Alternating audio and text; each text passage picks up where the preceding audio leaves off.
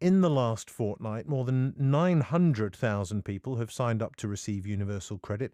That's approximately the equivalent of combined populations of Barnet, Islington and Brent all together.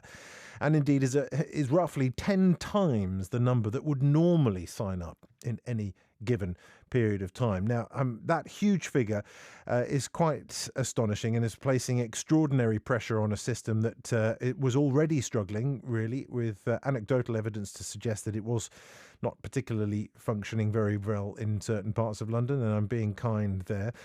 And of course, this is designed to help those who were self-employed prior to the coronavirus outbreak to see them through this period of economic difficulty.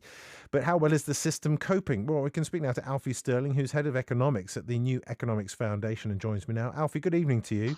Hi there. I'm trying to be kind about the universal credit situation, but of course I've been taking calls for months and months and months now from people who say that it's a busted flush and not fit for purpose. And now we've overloaded it by timesing the number of people trying to access it by 10. Is it able to cope, do you think?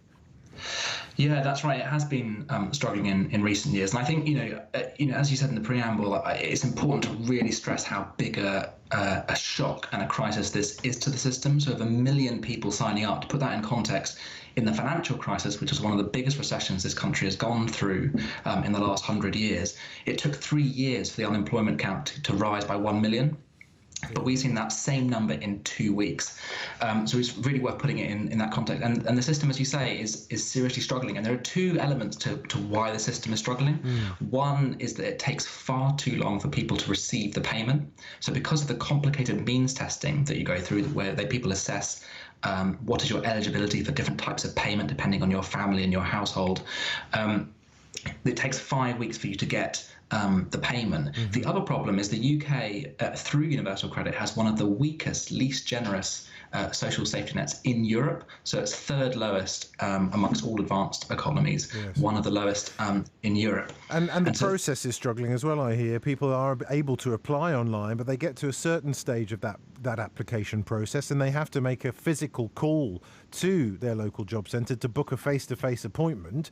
And of course, that's where people are finding themselves on hold for 5, 6, 7, 8 hours, some of them. You would think, wouldn't you, that they would be able to replace that with a simpler system at this time? That's right. It seems you can only get through to the verification stage online, and then it needs a manual kind of update to pass you through. And it is a really big worry because we know that only a year ago or so, although the target was for a 5-week wait, and this is bearing in mind a year ago or so we had in the low thousands of applications for universal credit each day.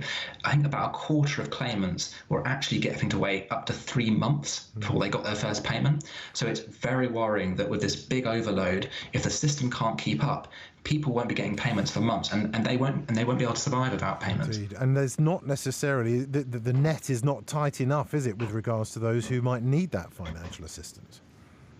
Well, that's right. And I mean, the existing schemes that the government has announced, which are welcome, the job retention scheme, the self-employed income support scheme, they've got big holes in that net, which is where UC is having to pick people up. So, if you're newly self-employed, you have to now rely on universal credit. If you're an incorporated company, you're not picked up by the self-employment scheme. If you've lost hours for your work, you're not supported by the job retention scheme. If you've lost your job already, you're not going to be picked up. And so what we really need actually is quite a big overhaul of universal credit on the scale the government's done for people in work through the job retention system. So some sort of minimum income guarantee where people are paid an advance payment, probably about £200 a week per adult, just to make sure that they're protected over the next 3 months.